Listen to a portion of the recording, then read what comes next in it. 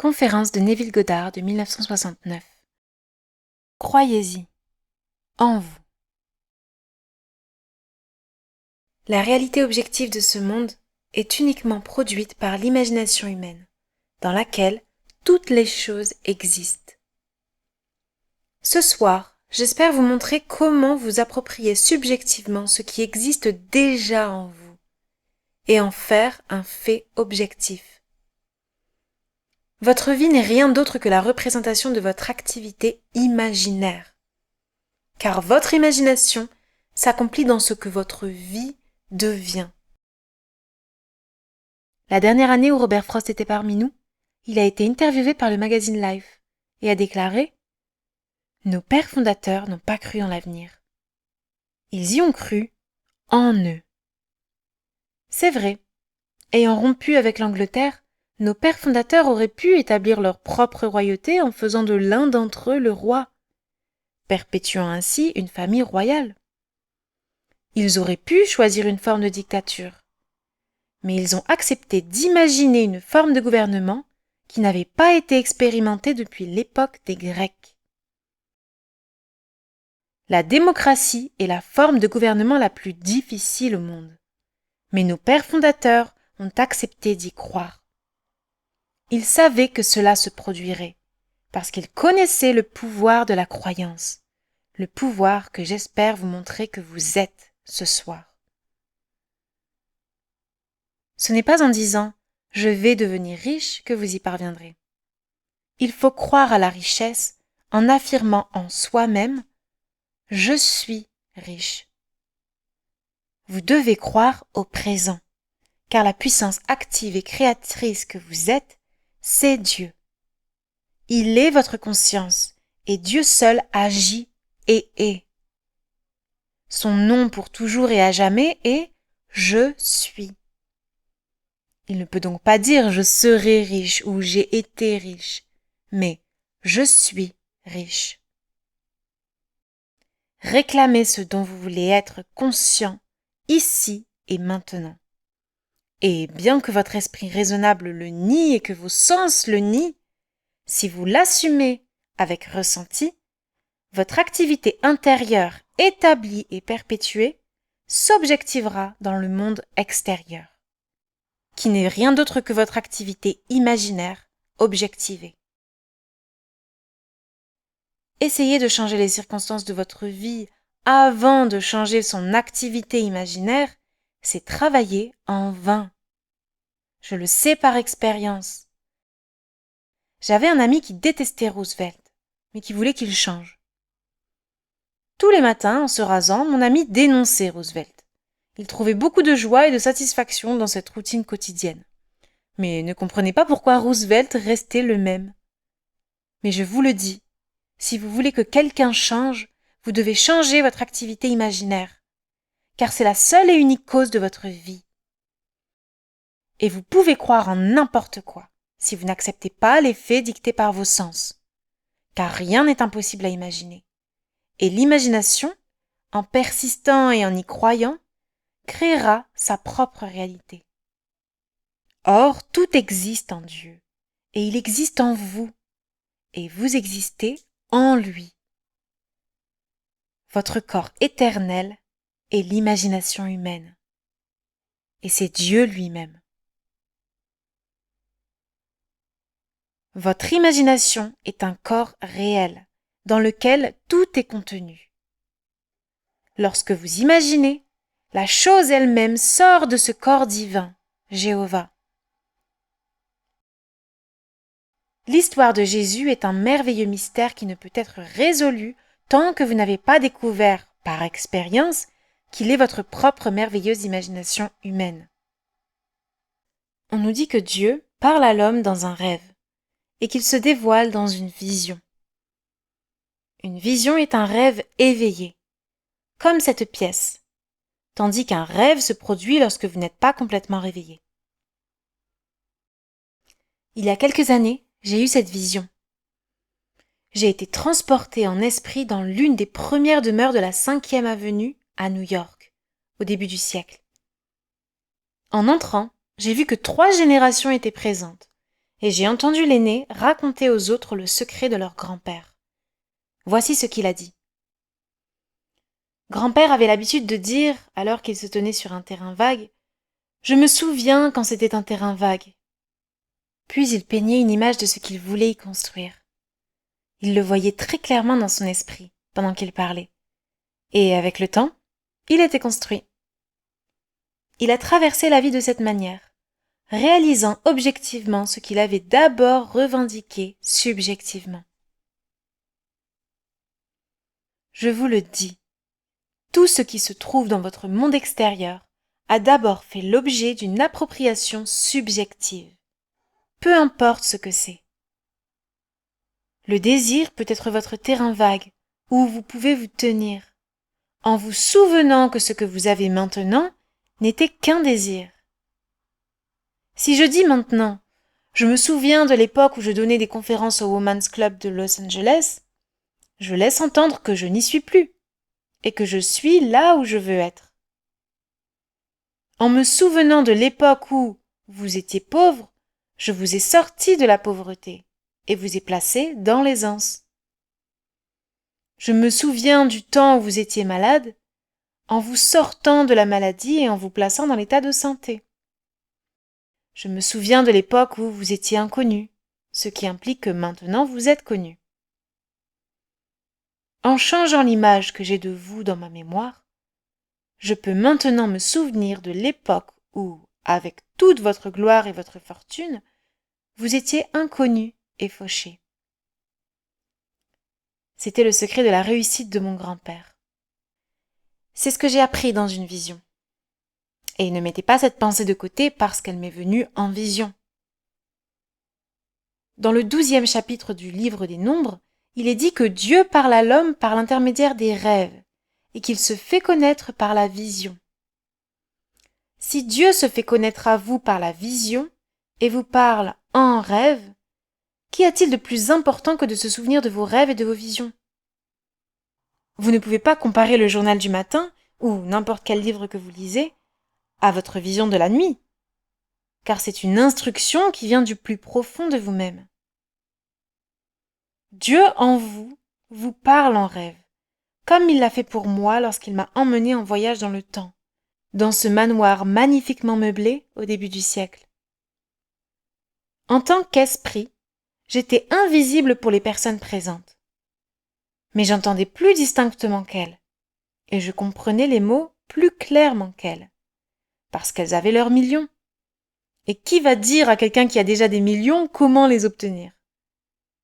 Je suis entrée dans leur environnement pour entendre leur histoire, afin de la partager avec ceux qui entendront et croiront en mes paroles, puis l'essaieront. Cela ne signifie pas que parce que vous avez entendu ma vision, vous allez jouir de la richesse. Vous devez appliquer ce que vous avez entendu et vous souvenir du moment. Je me souviens de l'époque où je ne pouvais pas me permettre de dépenser 400 $ par mois pour le loyer. Vous sous-entendez que vous pouvez très bien vous le permettre maintenant ? Les mots « je me souviens de l'époque où j'avais du mal à vivre avec mes revenus mensuels » impliquent que vous avez transcendé cette limite. Vous pouvez vous mettre dans n'importe quel état en vous souvenant de l'époque. Vous pouvez vous souvenir du moment où votre amie a exprimé son désir de se marier. En vous souvenant de l'époque où elle était célibataire, vous vous persuadez que votre amie n'est plus dans cet état, puisque vous l'avez fait passer d'un état à un autre. Lorsque je dis que toutes les choses existent dans l'imagination humaine, je parle d'état infini, car tout ce dont vous pouvez faire l'expérience aujourd'hui existe en vous, sous la forme d'un état dont vous êtes le pouvoir opérant. Il n'y a que vous qui puissiez rendre un état vivant. Vous devez entrer dans un état et l'animer pour qu'il s'exprime dans votre monde. Vous pouvez alors vous rendormir et penser que le fait objectif est plus réel que l'état subjectif dans lequel vous êtes entré. Mais permettez-moi de vous dire que tous les états existent dans l'imagination. Lorsqu'un état est pénétré subjectivement, il devient objectif dans votre monde végétatif, où il se développe, s'affaiblit et disparaît. Mais sa forme éternelle demeure à jamais et peut être réanimée et ramenée à l'existence grâce à la semence de la pensée contemplative. Je vous le dis donc, ce qu'il y a de plus créatif en vous, c'est d'entrer dans un état et d'y croire.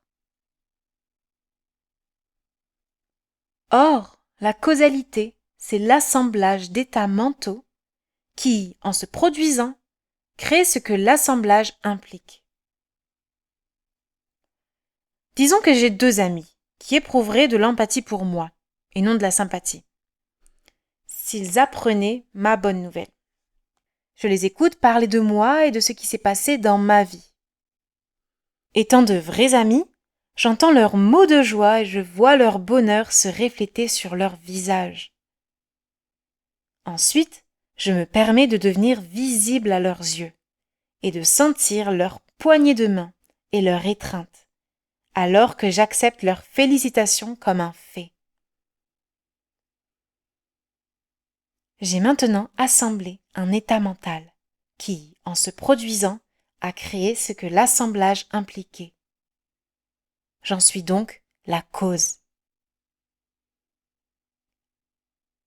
Alors que je marche, croyant fermement à la réalité de ce que j'ai fait, et que cet acte imaginaire devient un fait, je peux m'interroger sur la manière dont cela s'est produit.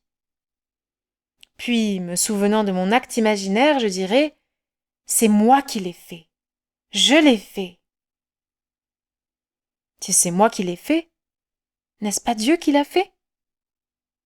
Oui, car Dieu et moi ne faisons qu'un. Allez-vous continuer à croire qu'il y en a un autre à l'extérieur? Ou allez-vous croire la grande confession de foi que je vous demande instamment d'accepter? Il s'agit du grand chemin. Écoute, Israël, le Seigneur, notre Dieu, le Seigneur est un. Si le Seigneur est un, il ne peut être deux.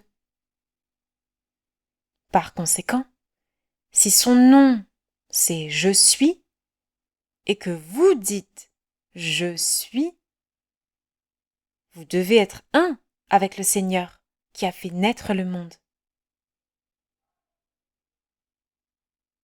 Écoutez ces mots.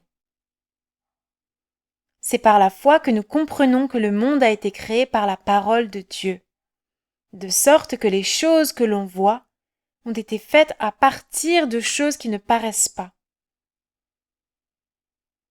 Nous voyons ici que la parole de Dieu est une activité imaginaire qui, associée à la foi, a créé le monde. Et la foi n'est rien d'autre que l'appropriation subjective d'une espérance objective. Or, lorsque vous discutez de votre désir avec moi, vous ne pouvez pas voir mon acte imaginaire par rapport à vous. Si vous me dites que vous avez besoin d'un emploi et que j'accepte cette pensée, lorsque je pense à vous, je me souviens de votre besoin. Mais si je changeais vos mots et vous entendiez me dire que vous aimiez votre travail, je pourrais me souvenir du moment où vous avez eu besoin d'un emploi. À cet instant, ma banque de mémoire contient le fait que vous avez un travail que vous aimez beaucoup. Et lorsque nous nous reverrons et que vous me diriez que vous l'avez, vous ne ferez qu'apporter la confirmation de mon acte imaginaire et créatif. Si l'imagination fonctionne de cette manière et qu'elle fait ses preuves à maintes reprises, qu'importe ce que pense le monde. Il ne vous en coûte rien d'essayer. Et quel changement de vie cela produira pour vous? Essayez-le, car vous le prouverez par vos performances. Cela peut être en conflit avec ce que vous croyez être Dieu. Peut-être voulez-vous encore qu'il soit quelqu'un d'extérieur, pour que vous soyez deux et non pas un. C'est très bien, mais je vous le dis. Dieu est devenu vous, pour qu'il n'y ait pas vous et Dieu. Il est devenu vous, pour que vous deveniez Dieu. Si Dieu est devenu vous, son nom doit être en vous. Et c'est le cas. Car si je vous demande quelque chose, vous devez d'abord être conscient de la question avant de pouvoir répondre. Et cette conscience, votre conscience, est Dieu.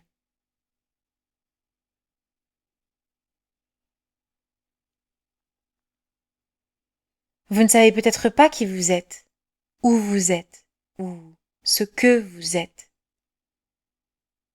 Mais vous savez que vous êtes. Conscient de ce que vos sens et votre raison vous dictent, vous pouvez croire que vous êtes limité, indésirable, ignoré, maltraité. Et votre monde confirme votre croyance dans votre activité imaginaire. Et si vous ne savez pas que votre conscience est à l'origine de ce mauvais traitement, vous blâmerez tout le monde sauf vous-même. Pourtant, je vous dis que la seule cause des phénomènes de la vie est une activité imaginaire. Il n'y a pas d'autre cause.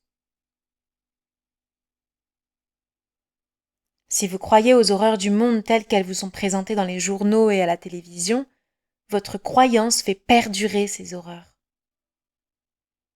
Si vous croyez à la nouvelle d'une pénurie, vous achèterez ce dont vous n'avez pas besoin, acceptant aveuglément la pression pour perpétuer une activité imaginaire qui vous maintient dans la peur. Tout au long des Écritures, on vous dit de ne pas laisser votre cœur se troubler, de ne pas avoir peur et de ne pas craindre. Si la peur pouvait être éliminée, il n'y aurait pas besoin de psychologue ou de psychiatre. De toute façon, il s'agit d'un ramassis d'absurdités. Chaque jour, cette branche de la médecine modifie ses concepts, et elle est toujours en conflit quant à l'attitude d'un homme face à la vie. Je le dis à tout le monde, le vaste monde entier se trouve maintenant dans votre imagination humaine. Et vous pouvez en faire sortir n'importe quel désir en y croyant. Vous devez d'abord savoir ce que vous voulez, puis créer une image qui y réponde. Vos amis le sauraient-ils et en parleraient-ils? Imaginez qu'ils sont avec vous en ce moment et qu'ils discutent de votre désir réalisé. Vous pourriez être à un cocktail ou à un dîner donné à votre honneur. Ou peut-être s'agit-il d'une petite réunion autour d'un thé. Créez une scène dans votre esprit et croyez en sa réalité. Cet état invisible produira l'état objectif que vous désirez. Car toute réalité objective n'est produite que par l'imagination. Les vêtements que vous portez actuellement ont d'abord été imaginés. La chaise sur laquelle vous êtes assis, la pièce qui vous entoure, il n'y a rien qui n'ait été d'abord imaginé. Vous pouvez donc voir que l'imagination crée la réalité. Si vous ne le croyez pas, vous êtes perdu dans un monde de confusion. Il n'y a pas de fiction. Ce qui est une fiction aujourd'hui sera un fait demain. Un livre écrit aujourd'hui comme une histoire fictive sort de l'imagination de celui qui l'a écrit et deviendra un fait dans le futur. Si vous avez une bonne mémoire ou un bon système de recherche, vous pouvez trouver les faits d'aujourd'hui. Tous les faits ne sont pas enregistrés, parce que toutes les pensées ne sont pas écrites. Un homme se sentant injustement emprisonné et voulant se venger perturbera le monde, car toutes les choses, par une loi divine, se mêlent les unes aux autres. Vous ne pouvez pas arrêter la force qui vient de celui qui imagine, parce que derrière le masque qu'il porte, vous et lui ne faites qu'un. Commencez dès maintenant à prendre conscience de ce que vous pensez, car c'est en pensant que vous imaginez. Ce n'est qu'à cette condition que vous pourrez garder le cap sur votre finalité. Si vous perdez de vue votre finalité, vous pouvez être et serez influencé par d'autres personnes apparentes. Mais si vous gardez votre esprit centré sur la conscience de votre destination, vous ne pouvez pas échouer. La fin de votre voyage est le point de départ de votre voyage. Lorsque vous me dites ce que vous voulez, n'essayez pas de me dire les moyens nécessaires pour l'obtenir, car ni vous ni moi ne les connaissons. Dites-moi simplement ce que vous voulez, pour que je puisse vous entendre dire que vous l'avez. Si vous essayez de me dire comment votre désir va se réaliser, je dois d'abord effacer cette pensée, avant de pouvoir la remplacer par ce que vous voulez être. L'homme insiste pour parler de ses problèmes. Il semble prendre plaisir à les raconter, et ne pas croire qu'il lui suffit d'exprimer clairement son désir. Si vous croyez que l'imagination crée la réalité, vous ne vous permettrez jamais de vous attarder sur vos problèmes, car vous vous rendrez compte que vous les perpétuez d'autant plus.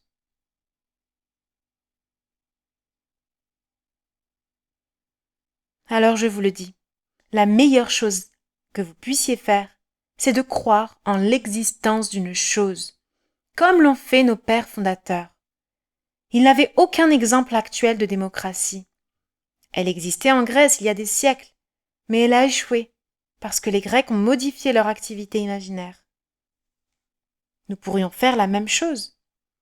Ne pensez pas une seconde que nous devons continuer à être une démocratie. Nous pourrions être soumis à une dictature dans les 24 heures. Car tout est possible.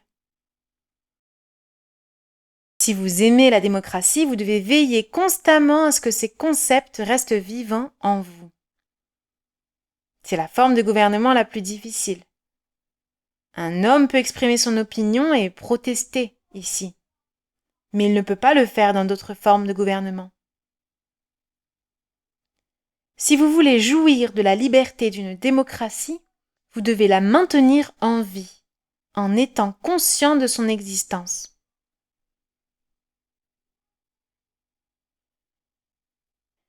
Si vous respectez cette loi, vous n'avez pas besoin de diffuser ce que vous voulez. Vous supposez simplement que vous l'avez, car même si votre esprit raisonnable et vos sens extérieurs le nient, si vous persistez dans votre supposition, votre désir deviendra votre réalité.